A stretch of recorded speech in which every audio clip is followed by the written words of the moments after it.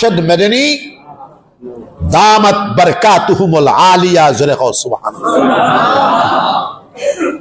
তো খেয়াল করো কো আমরা ছায়া দিয়ে জমিয়ত মিলে যাইতো, আর মিলিলে না সংস্থায় সংস্থায় তো মশওয়ারা করে চলা যায়। তো যাই হোক, আগে আসলো মানুষের সংখ্যা মুসলমানের 4 কোটি, 4 কোটি এক জমিয়ত আসলো। এখন ভারতবর্ষ তো মুসলমানের সংখ্যা 35 কোটি, 35 কোটি তো 4 হইলেও কম হইব। বাফর আওলাদ 4 জন থাকলে 4টা বাড়ি লাগে, 4টা গাড়ি লাগে, এটা অসম্ভব কিছু নাই। হরায় বাসনেও লাগে, এটার দিকে আমরা চাইতাম না।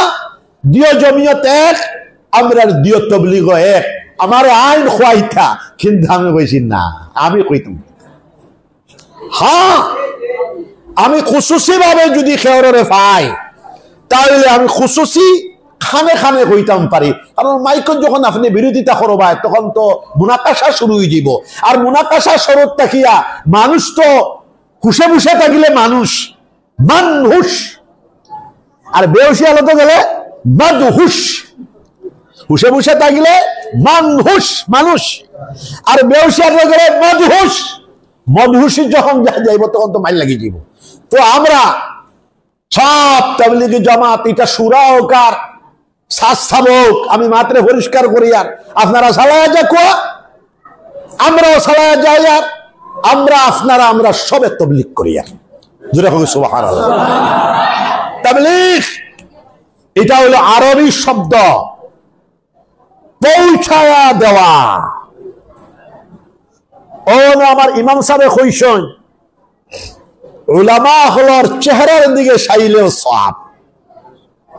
হাদিসে কুদসি নবীজি কইতরা, হাদিসে কুদসি 770টা নবীজি কইতরা আমার উম্মতির উলামার লগে যারা বসবো তারা যেন আমি বিশ্ব নবী মুহাম্মদুর রাসূলুল্লাহ সাল্লাল্লাহু আলাইহি ওয়াসাল্লামের লগে বসলো।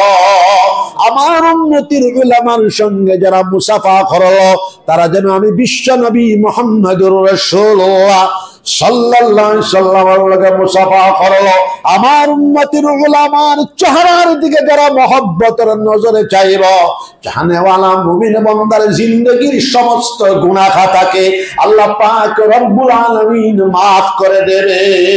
আমার উম্মতির উলামার মহব্বত করিয়া পেশাদের মধ্যে যারা হুঙ্গা দিব, সুমা দিব, এই আলিমে দ্বীনের মাথার উপরে যত পরিমাণ চুল রয়েছে সব পরিমাণ গুনাহ খাতা চুমা দেনেওয়ালা বেটার আল্লাহ মাফ করে দিলা। এবার আমরা সব তাবলীগ করি।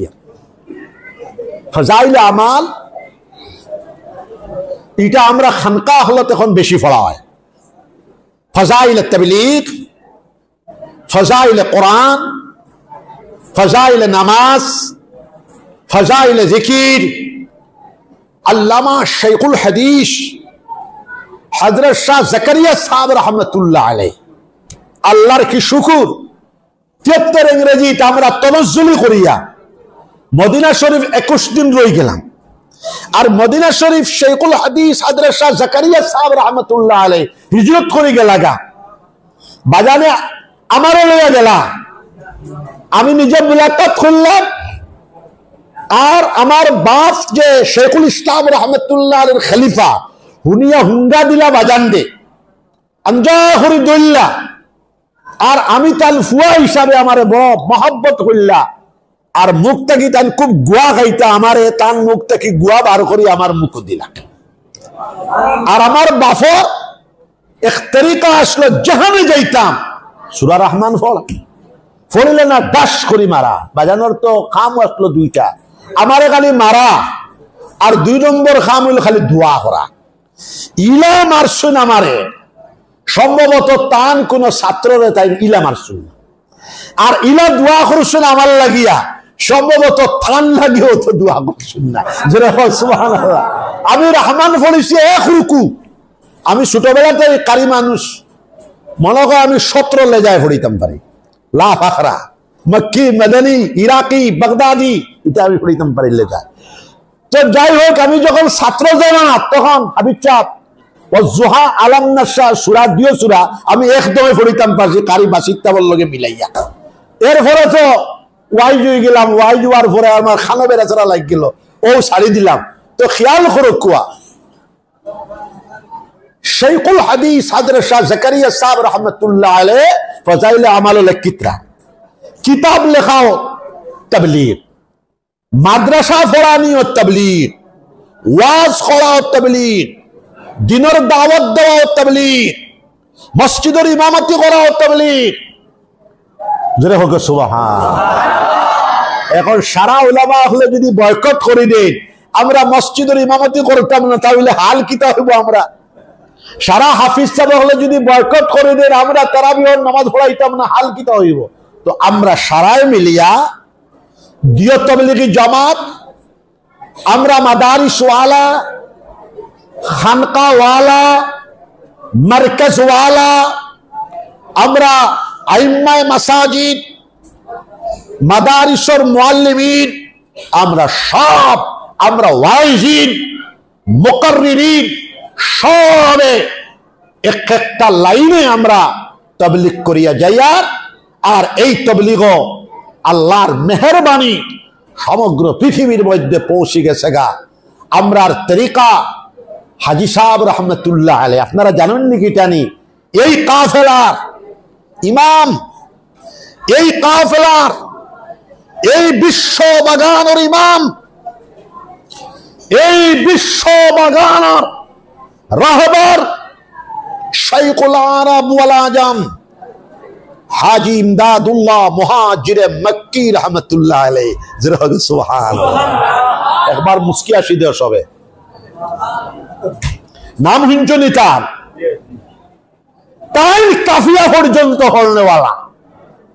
ওতার লাগে আমার বাসখান্দির সাবে কম পড়নেওয়ালা মিয়াসা বহল বড় কদর। হাজী সাহেব রহমতুল্লাহ আলাইহি কাফিয়া পর্যন্ত পড়নেওয়ালা। আল্লাহ হাজী সাহেব রহমতুল্লাহ আলাইহির মকবুলিয়ত এত দিছেন, তান কাছে মুরিদ হইছেন দুইজন।